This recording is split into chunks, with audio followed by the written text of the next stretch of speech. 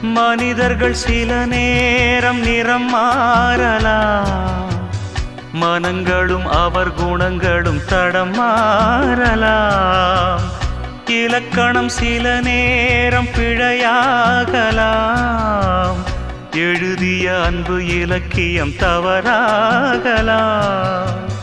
விரல்களை தாண்டி வளர்ந்ததைக் கண்டு நகங்களை நாமும் நறுக்குவதுண்டு.